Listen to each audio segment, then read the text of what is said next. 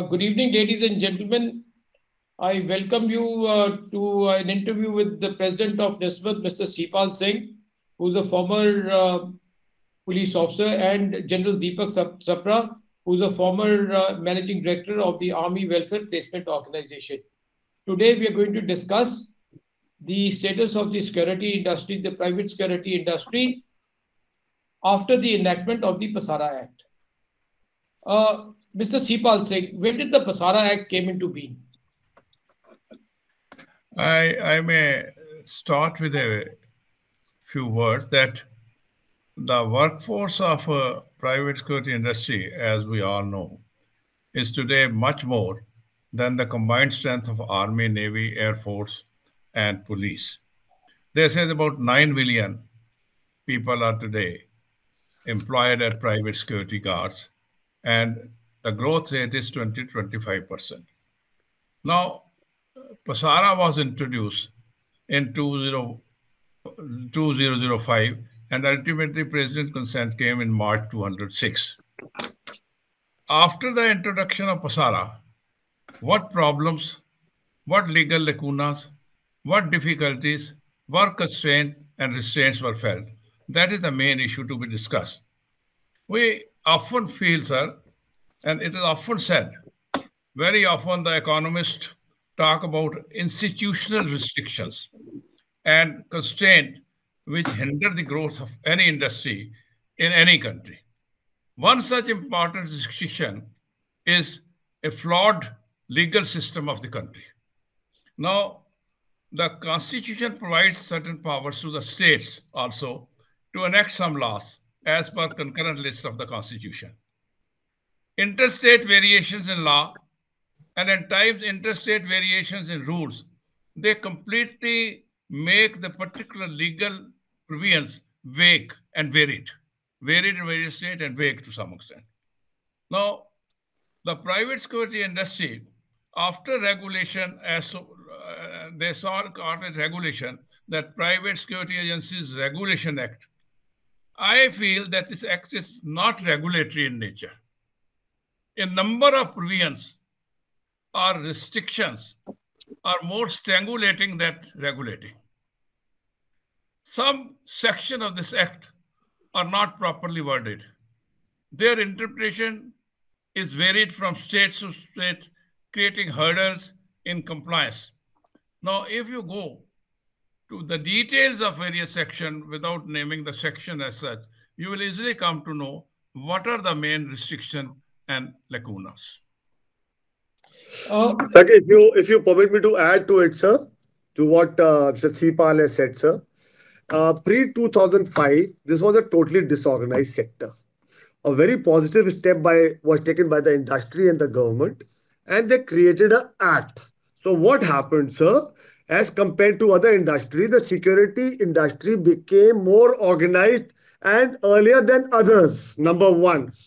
Now, what happened, sir, when the PASARA Act came into being? I totally agree with Mr. Sipal saying there were enough lacunas. But my take is, at least the Act came into being and we started maturing it gradually. The problem comes up that today we are 16 years down the line when PASARA came into being, and still PASARA is not going down well with the industry and the environment. That means the lacunas are not being addressed the way they should have been addressed so far. Precisely. That is what I am trying to say. That what was done, the word uses regulation. By making it a regulatory industry, to some extent there is some regulation came in. But instead of regulation, it has become more a problem. I am telling you, without referring to the section, that certain inquiries and verifications and certain no objection certificates are required to obtain from the police authorities. Now, this is a very cumbersome process for grant of license. Quite some time passed when the industry went on fighting that it's not possible to get licenses, etc., till the digitalization came and we were able to get no verification. Till the digitalization was not there, it took us 2 years, 1 year, 3 years for getting verification. And without verification, the Act says you cannot employ a guard. So this was another regulation which was inhibiting the growth. Then you see another section says that cancellation and suspension of license There are a number of restrictions on that. Now, Section 21 lays down that certain penalties. The proprietor of the security agency is punishable for 1 year imprisonment for some offense committed by its subordinate. And again, if the offense is impersonation, then the imprisonment can be much higher. Now, nowhere in law it is provided that the act done by one man should be made offense and punishable to another man. This is against the natural justice. If somebody goes, it is against the constitution. You can't punish 1 and 2. But regulation says like that, our act says that we have not gone, nobody has gone to the court of law to challenge it at the moment. So I feel that there's restriction, but all the same, the restriction that continues. Specific records required to be produced at the time of when officer comes to the unit. It lays down that some records will be produced. What records? We are already, the security agency has got to maintain certain records under the labor laws. It has to maintain certain records under the Income Tax Act. It has to maintain certain records under the PF Act. Now, what records can be produced? What records show? It is vague. All records will be produced as demanded by the officer coming for inspection of your unit. Now, it is in contradiction with certain other laws. Tomorrow, one legal authority says something, the other legal authority starts inspecting, and it gives a lot of room to subjectivity of that particular person coming. He becomes authority that I am there, you put the records to me. How can an individual know, or the proprietary agency know what record is asking? He'll ask various records, and you are going to produce those records. So that also is very vague, I am saying. Now, how hurriedly this legislation was introduced is well known from the lacunas it suffers from. And some of the provisions are totally in contradiction with the fundamental rights of the individuals and are also in conflict with the prevailing labor laws.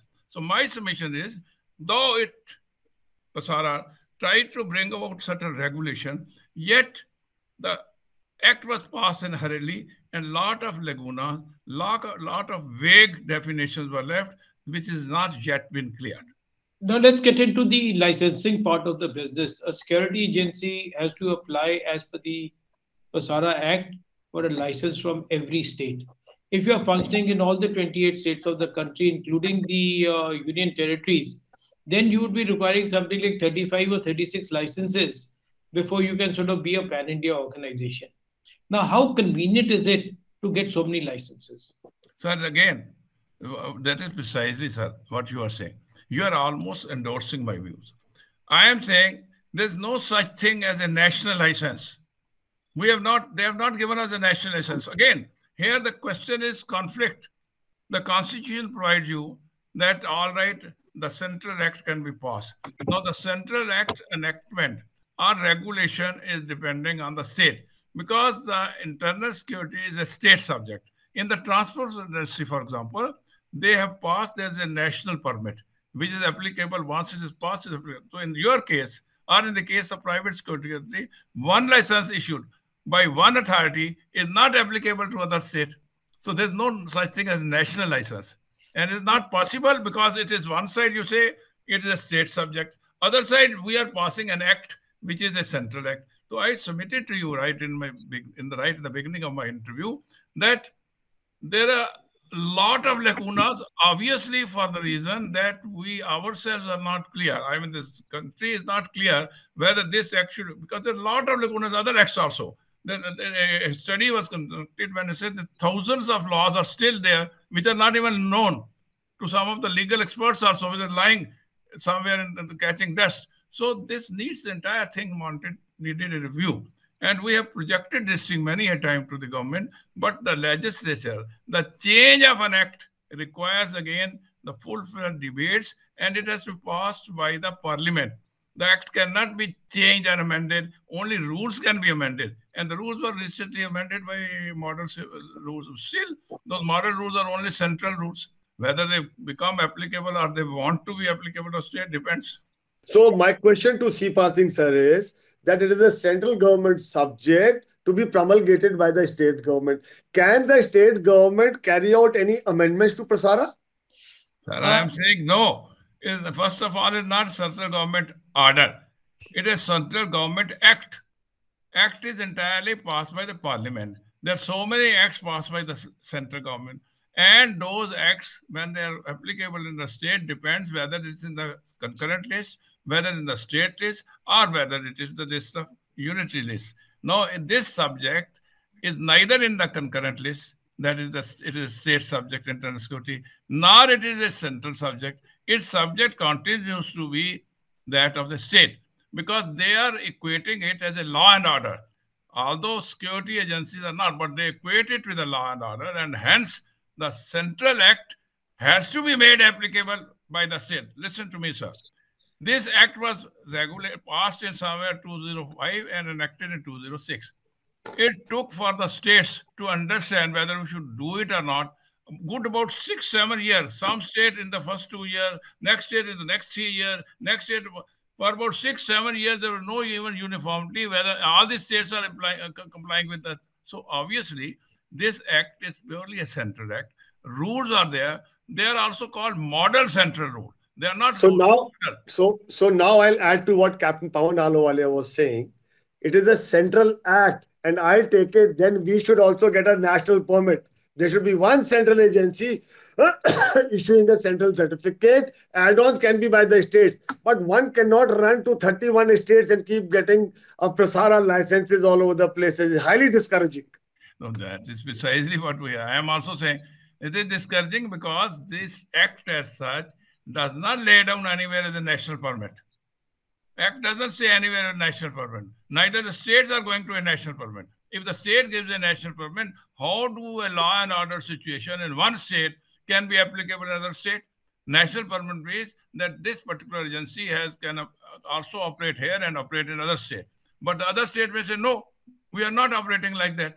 Their act is there. That act is there, but their rules are their own. The act also is vague. Mr. Sipal Singh, I have known some security companies in a particular state where they had about 2,000 guards deployed in that state.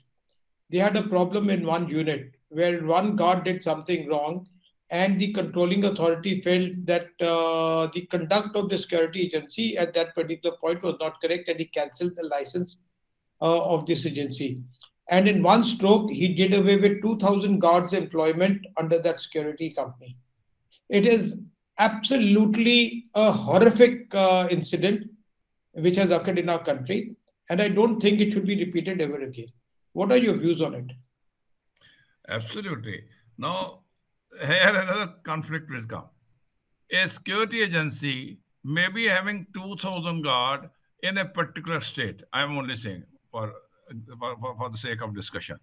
If that particular state says that your license is withdrawn, which means the license is withdrawn from that state, which means your 2,000 people, they become unemployed.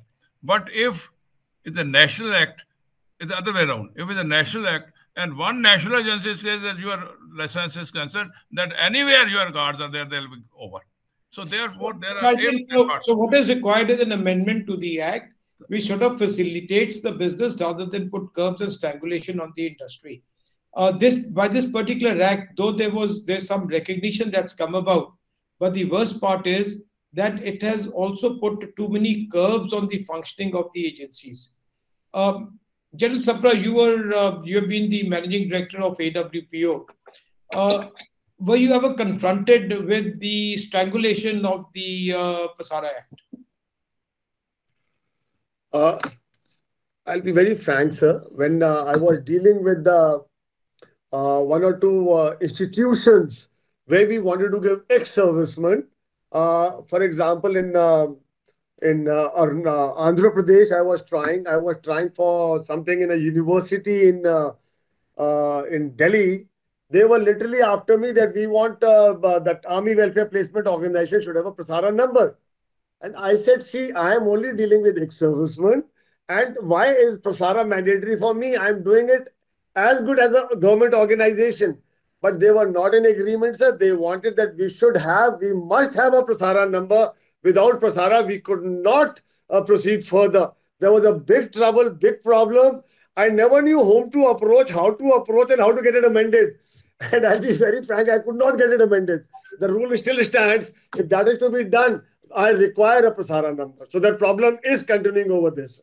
Sir, I So, would say, if you want to be sort of putting ex-servicemen, increasing the employment of ex-servicemen, what were the challenges that you faced as managing director of AWPO? So, at times what happens, we take it that ex-serviceman is a trained security man. It's a misnomer. It is highly wrong, sir. He's an army man. He's trained to carry out army functions the way he has been trained. The life moment he crosses the cantonments is totally different. And the security agency's job is totally different. Why I'm saying so, sir? The security agency that we know is generally of residential complexes. What about the industry? What about airports? What about IPL matches? What about scanning? What about hotels? Sir, these people are not trained. My biggest challenge was to get them trained for this particular purposes, for which there was no methodology existing, which we were discussing that some training institute or some places, but the people felt ex-serviceman is already trained. So when we link it up with Prasara, Prasara says he should be trained. Whereas in army, I've not trained him as the Prasara Act. So sir, there is a problem, which of course, as we'll go by and by, there is something way forward that is coming up in the form of a skilling ministry and NHDC. We'll discuss that later. It is getting rectified, but it has not been removed in totality so far.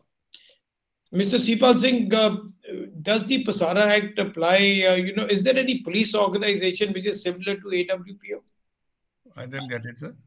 You see, like Army Welfare Placement Organization is there for the employment or giving employment opportunities to ex-servicemen.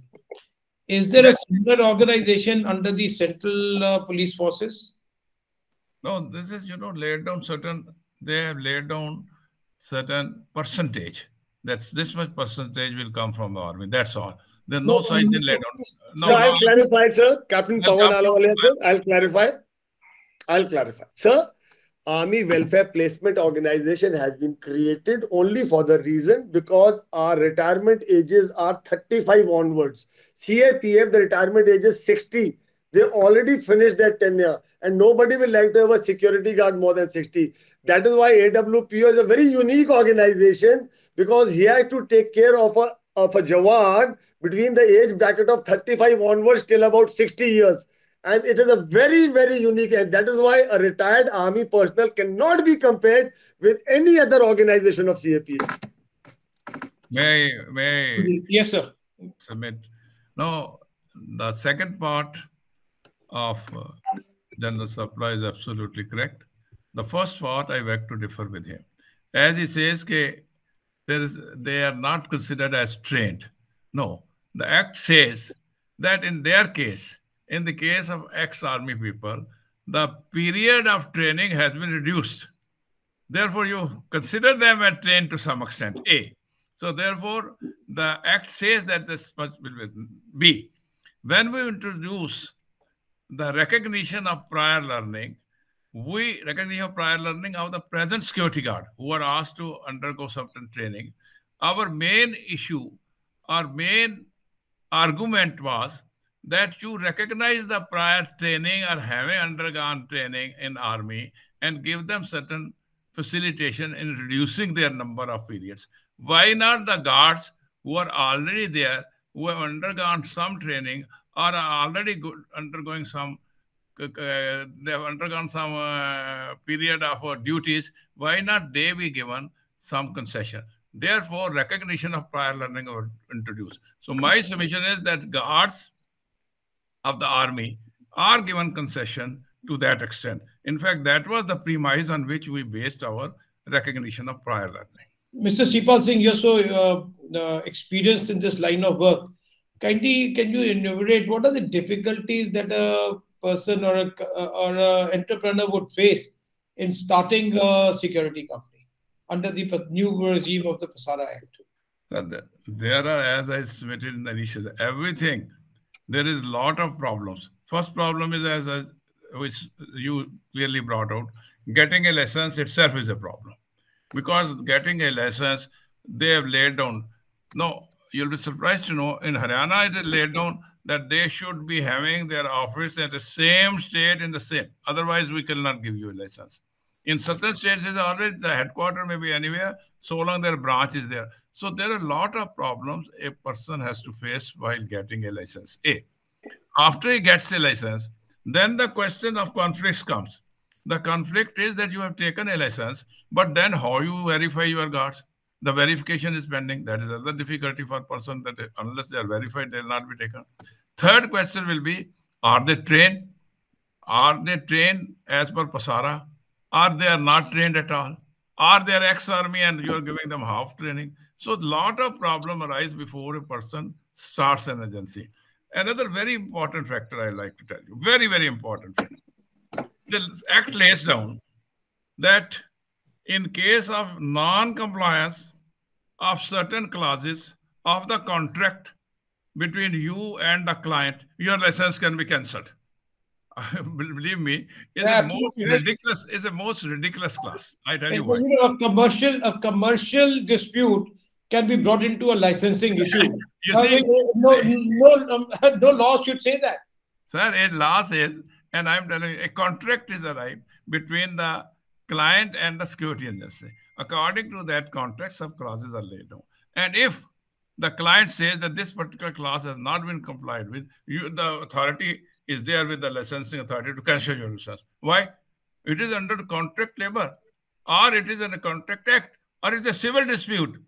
Why are you bringing the regulation here to cancel their license? So I am saying what problems a person feels when he wants to start an agency with the regulations, etc. And I am of the view that unless you are able to streamline the regulatory authority and the entire act, and that is very difficult because it requires amendment, and amendment requires in the parliament. It is not a thing that you can amend it at the state level. So this has been going on.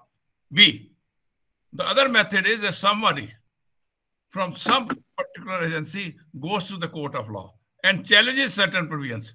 And the court recognizes, yes, this is not in consonance with the fundamental rights. This is not in consonance with the contractual labor. This is not in consonance with certain enactment of the labor laws. That is not enactment. So they can by and by amend this act, unless it's amended and thoroughly overhauled by the parliament itself. Sir, can I add to it, sir? Captain, go on, please. Okay, so what happens, sir? This security business is growing at a pace which is phenomenal, sir. As I read very recently, is growing somewhere at the rate of 30 to 40%. And in India, it is yet to open up. And it is only there in class 1, class 2 cities. Tier 3, 3 or 4 cities, it is yet to reach. So with this sort of a force, which is 6 to 9 million people, I think it could be more than that, sir. Definitely, there is a requirement of a proper regulatory rules. Like in Army, we have a book called DSR, Defense Services Regulation. Might be having in police also, sir. We have a book called Manual of Indian Military Law. Imagine for the type of defense forces we have regulations and law. And this industry, I think, could be 50 to 60 times bigger than the security forces existing in India. And there is nothing laid down except some flimsy rule by PASARA. I don't think which have ever been amended. I think there is a regulatory book sort of a thing or a law required in totality. I agree with Sipal. Let me just clarify. The laws, all laws of the country are applicable to people serving in the security companies. The PASARA Act lays down, I think, 9 acts, like the Provident Fund Act, ESI Act, and Migratory Labor Act, and so on.